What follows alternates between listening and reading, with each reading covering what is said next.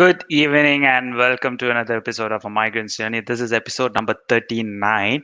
We have had 38 amazing stories so far. So please head on to my YouTube channel and check out all the 38 videos. That's probably about 18 hours worth of content. A lot of golden advices and helpful tips that can help you settle here in Australia. If you're watching this for the first time, A Migrant's Journey is set up to share migrant stories, especially with regards to job search. When you think about migration, the usually people paint a very rosy picture. Everything, it's a dream come true, everything is going to be smooth. You just have to move and things work out, but unfortunately most of the times that's not the case. There's a lot of struggle in the initial few months, especially when it comes to the job search, and a lot of struggles in there. And most of the struggles are because of a difference in the expectations and culture. So it's very important to highlight that. Through these episodes, my objective is to share those stories to you, so that if you're preparing to migrate or if you're already here and struggling, all these lessons would kind of give you a better picture of what happens here and improve your job search over here. If you're watching this live or if you're watching a replay, please leave a comment, say hi, hello, good evening. If you have any questions for us, shoot that question. The intention is, the more noise you make, the more LinkedIn and YouTube likes this video, and the more feeds it will put in, and thereby helping more people and making myself happy, which is also a side effect of this. So please leave a comment, subscribe to my channel, and watch. If you haven't watched any of these videos, go ahead and watch. Today I have Lovee with me. I mean, I've known her for some time, but her story is very interesting. Again, this is another story of a person who found success in this pandemic situation, being an international student. So let's get straight into her and see how she cracked the market. Hi, Lovee. How are you today? I am well, Ganesh. How are you today? Good, good. I think summer is slowly kicking in, so that's a relief. Yes. Especially getting stuck in home, so that's definitely a relief. So Yeah. let's get straight into things. I love you. Sorry, I always your name is so tricky. I remember the first time I typed your name, it typed it as lover, and I'm like, shit. This No, shouldn't it happen, happens. right? Sorry about that, and I'm sorry that it happened live as well. So let's get straight into things, Lovee. Who are you and Yes. what you Okay, so I am Lovee Jain, and I am currently working at City of Ballarat as a software developer. I am also a Women Tech Makers Ambassador and a GDG Melbourne co-organizer. So I do? came here in Melbourne for my master's. I did my master's in Business Information Management and Systems from the Yeah. Trobe. So yeah, that's a little sweet picture of me. Nice. I like that you highlighted the GDG Melbourne part. I think my laptop is slowly getting stuck. It's not you, Lovey, it's me. Something is wrong with my setup. Anyways, um, um, coming back to the GDG part, I like that you highlighted that. So what's Yes. that about? I mean, that's definitely a highlight here. So what's that about? It's Google Developers Group. Hmm. So basically, we have these communities which are for developers, by developers, and I mean, all about Google technologies. Everyone who's excited about this can discuss. And so, GDG Melbourne, similarly, we have GDG Sydney and other communities by GDG where people, or mainly developers, usually come together and either meet up, give a talk, do hack nights, hack a problem, do a project, something like that. Awesome. That sounds like an interesting thing. We'll get into the details later on.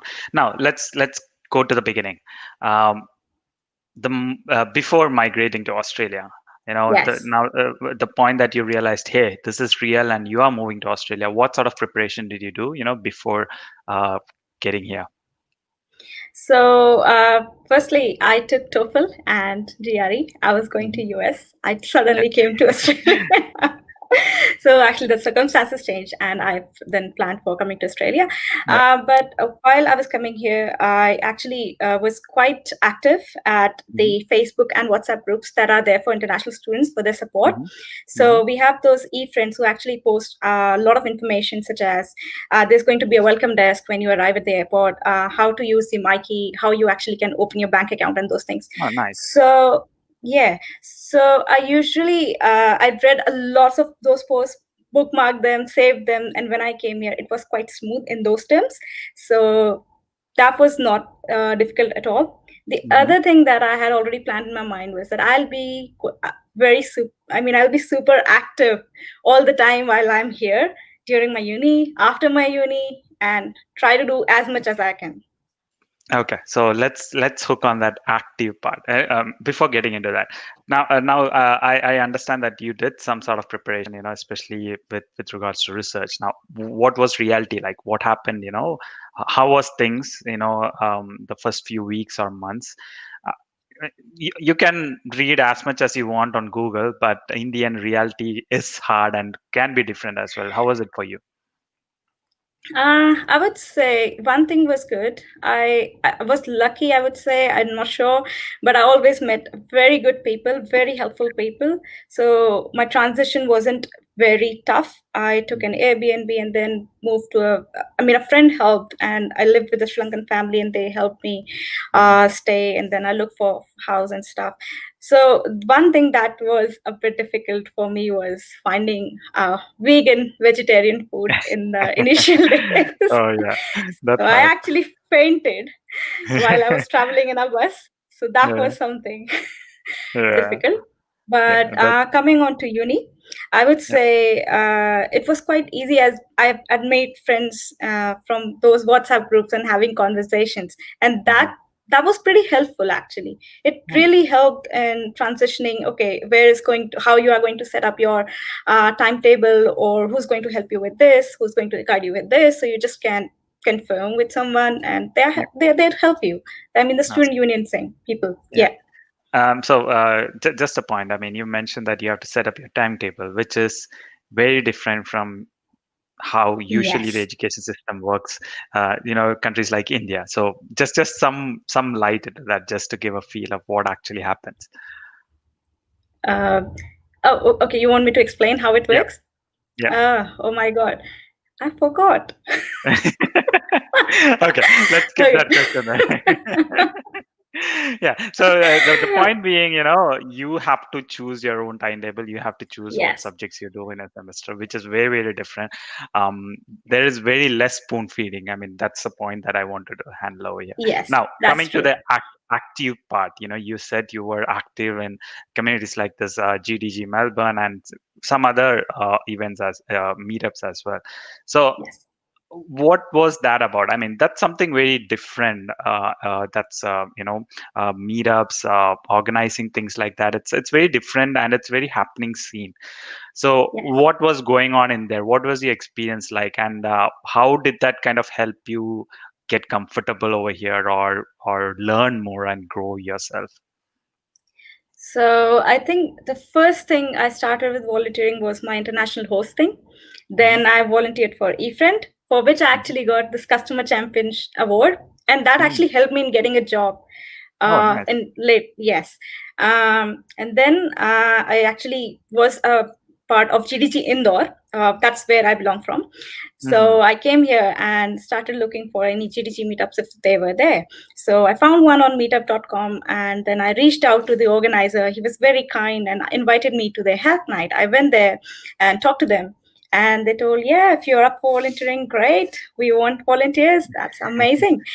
So it started with that. I used to be helping out at the doors, welcoming people, and making those connections and understanding how to organize things. Um, Plus, GDG folks, they are so amazing. So one of them, Katie, is actually my mentor. She has helped me with so many things. I have learned so many qualities, so I think the best thing here is people stay quite organized in terms of their time, their schedules, maintaining that calendar. So I learned that thing from these GDG folks, Yeah. maintaining that calendar, knowing what time is busy, what time you can actually take out, and Hmm. giving time to your family as well at Yeah. the same time. Yeah. So that was there. Plus, I learned about organizing food, then organizing different slide decks, creating those slide decks, and I recently organized one meetup with the help of Katie, of course. She was there always to help me out. So Hmm. that was an online meetup I organized all by myself, a bit with help of Katie, and created all the slides by myself. So that was quite fun, and I think that helps me because I actually gave a talk as well, and helped me with confidence in Yeah, absolutely. presenting and actually communicating and reaching out to people, which is the most important thing. Brilliant. Yeah. Yeah. So I think getting an Um, opportunity to talk over there itself is a big thing. And yes. you just being active in there and being a part of it led way for you to get it done. Yeah, you were saying something. Yeah, I mean, those people are very supportive, and mostly if you will go to any groups, like, if I'm not sure if people have heard of Muses Code JS, it's very Mm. popular. Vic ICT for women. So these kind of meetup groups, they actually help you out from scratch. Like, okay, if you do not know this skill, they will actually help you out, Mm. and that's pretty good, because you just not, and there's not just you doing that. There are many others who are like you, Yeah, and you all grow together. So you get a yeah, community. brilliant. All right. So coming to now that you've settled in your uni, coming to your job search side of things, at what Yes. point did you start looking for a job that is related to your expertise? And how did you start looking out for a job? I'm sure it had evolved over time, but what was your journey like? Okay. So day one of my uni, I went to Career Hub. So Interesting. Yeah. yeah, so I went there, and they told me, okay, you can make an appointment, and then I made an appointment and worked through. So Mhm. I think the most important thing that I had already heard was about those research fellowships and those kind of roles.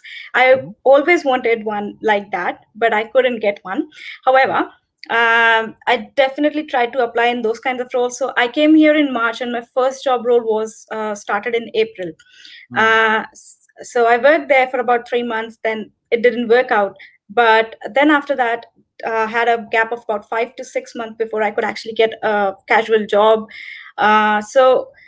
During those 5 to 6 months, I actually took a course. I applied for a course with Google, which is Square Online, and then I got a scholarship for the same.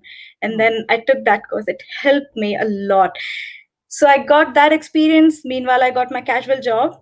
And then when I came to my third semester, with that experience plus all the experience with the customer service skills and those skills, I actually was able to get a role as a user researcher with DXC. Mm. Nice. So yes, so that was a very changing, I would say, turning point for me. It was very helpful. I learned design thinking, human-centered design, and those kind of things. Never heard of those things before, but they really, really helped me. And that I was able to get from my Squared course. And then coming back to my that casual job, so I worked at petrol station at Coles Express. So that I got because of I would say, I think that I was an e-friend, and I got a customer championship award for that, and it really helped me secure that one. And yeah, so those things continued. And then finally, it was, I think, August or July 2019, where I Mhm. gave another talk at GDG, Mm. where one of the lady, she reached out to me that they are going to have internships in their company at Redbubble. Yeah. So would you like to apply? I said, why not? So I applied through an interview process and all those things, and then I got selected for that internship. So that's how I got my internship. And Mm. then that continued for another 3 months, and that came to an end, and then COVID happened. Okay. So when it was going to come to an end, I knew that, okay, that I need to start looking for work again for full time. Mhm.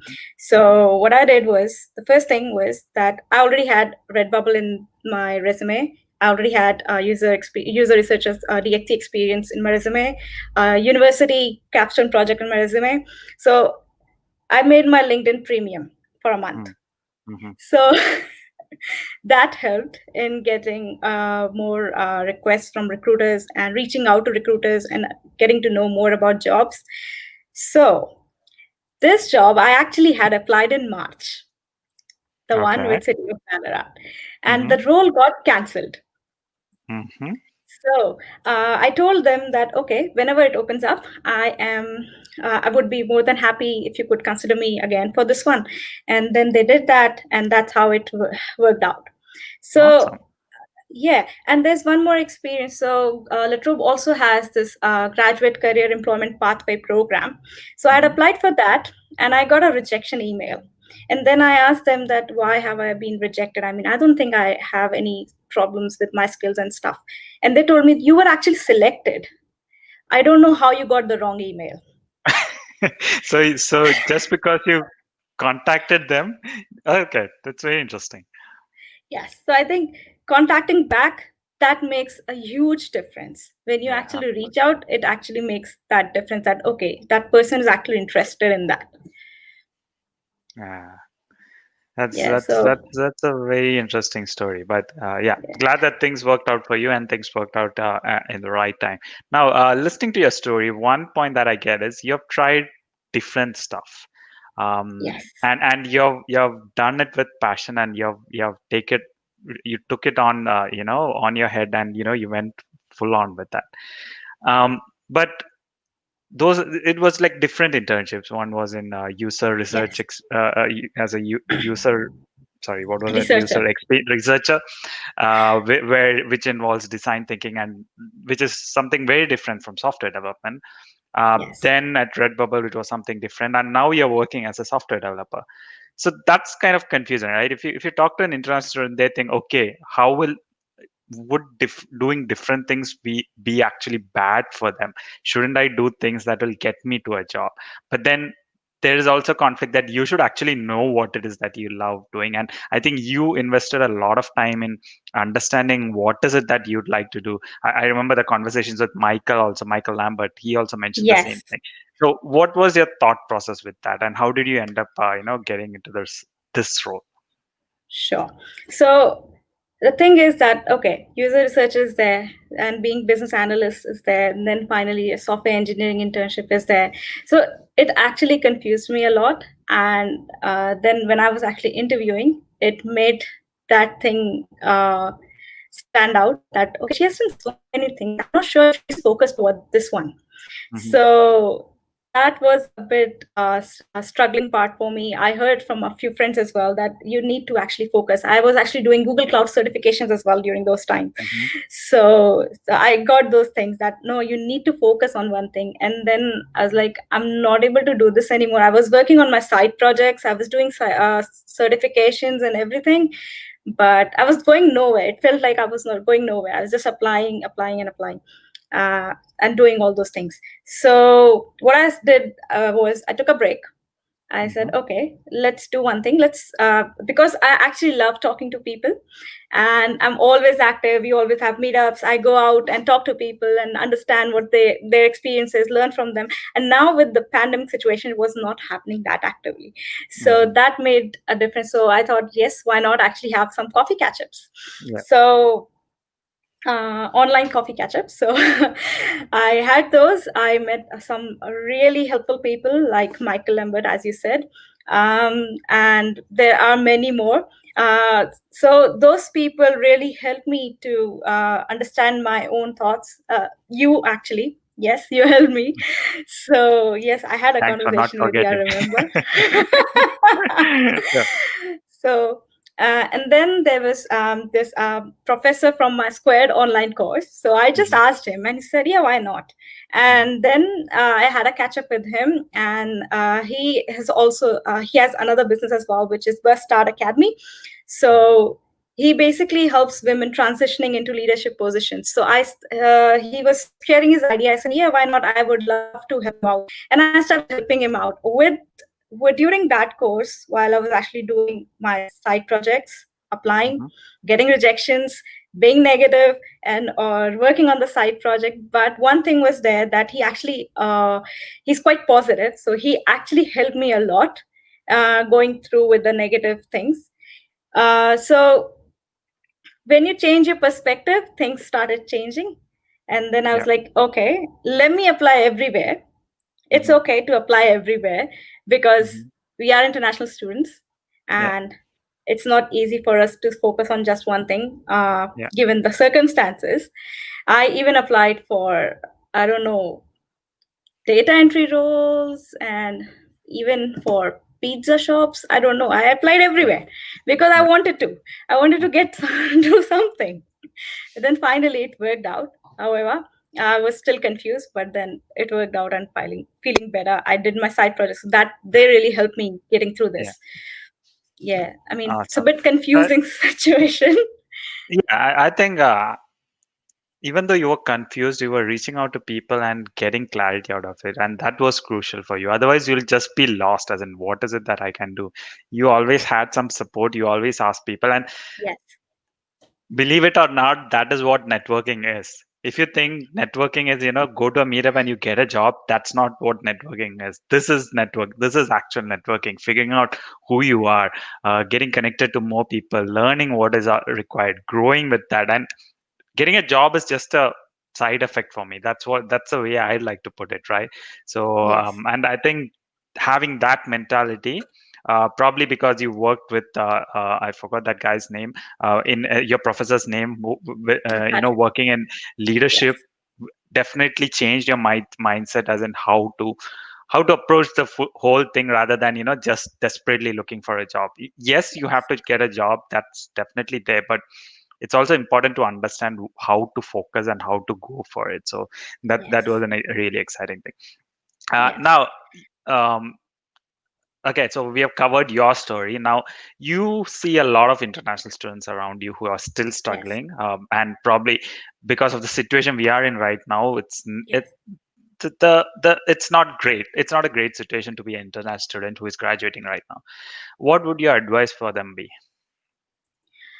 I would advise them to especially not lose hope, because even though it looks like nothing can happen, Hmm. there would be a time that it will happen for you. And the other thing Yeah. would be, start volunteering and reaching out to people. If, for example, I know a few people, my own friends, that they are doing internships and they are doing it for free, but come on, you get experience. Mm. So I know that some people think that, okay, I've done two internships that were for free, now I won't do anything for free Mm. anymore. But I think it still matters, because it shows that you actually want to learn and you want to put yourself out there. So I think that is there. You need to keep on trying and also reaching out to people and making those connections. I think that's very, very important. Absolutely. I think your story, I mean, out of all the international student stories that I've heard, yours is very different.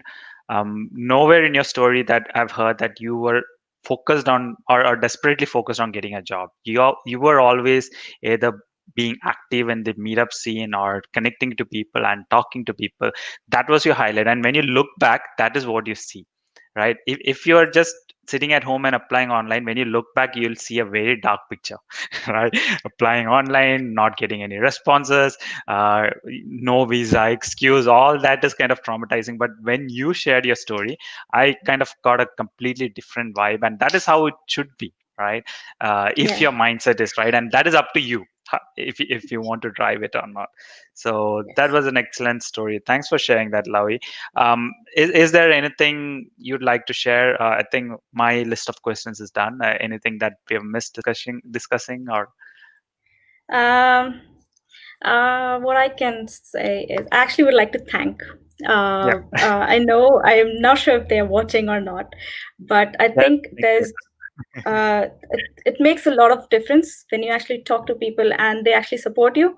So my manager at my Coles Express site, he's very supportive. Mhm. Like, not many casual job managers are very supportive for your full-time job.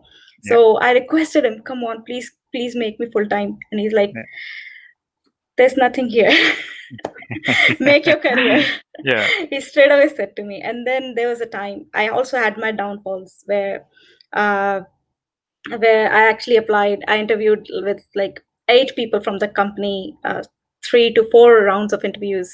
I was told that, okay, it's progressing. It looked all positive, and then it didn't. Mm. So I think that was the break point where I was like, I don't want to apply anymore. Yeah. I'm done with it.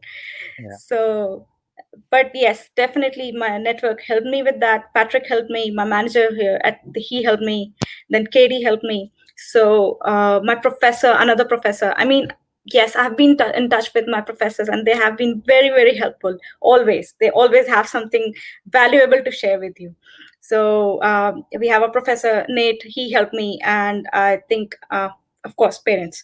So I think keeping in touch with people is most important for Mm. you wherever you are going to apply, whatever you want to do. I mean, developers, they are being pictured like, okay, they just want their own system and they want to work alone. Yeah.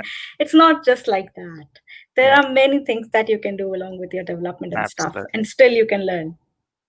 Absolutely. So So I yeah. think that's key, having that mindset. And I absolutely love the way you have approached this problem. I mean, yes, rejections and failures are part of the game. I mean, you are looking out for a job, so are probably thousands of other people, and this is part of the game. You have to get up and come back stronger. For me, every rejection or every failed interview is making you one step stronger than what you were. That's Yes, the way I see at rejections and failures. So thank you so much for sharing your thank you. story. By the way, on LinkedIn, I see at least 20 people online, but none of them are leaving a message or talking. Like I always say, either they're sleeping or they really like what we are having here. So, so just share whatever it is that you're feeling. And for to all our viewers, I know you've watched it, and this was an really inspiring story. Share 2 to 3 things that you liked about this episode, or what you learned about from this episode today in the comments in YouTube or LinkedIn. This is kind of writing it down what you listen right now. Otherwise, you'll forget this conversation happened tomorrow. Trust me, that's what I always see. So go ahead and do that so that people know what this episode is about, and you kind of have a tangible output of this as well. So thank you so much, Lovey. And if people Thank you. would like to get in touch with you, would LinkedIn be the best Yes, place to it? yes, Yeah. definitely. Please reach out. Feel free to Yeah. reach out. All right. Awesome. Thank So you. I have another episode coming up on Wednesday morning. I'm looking forward to that as well. Otherwise, to all our viewers live or watching a replay of this, thank you so much for joining, and thank you so much for your time today, Lavi. Thank you. Thank you, Vinesh. Thank you for inviting. Bye bye.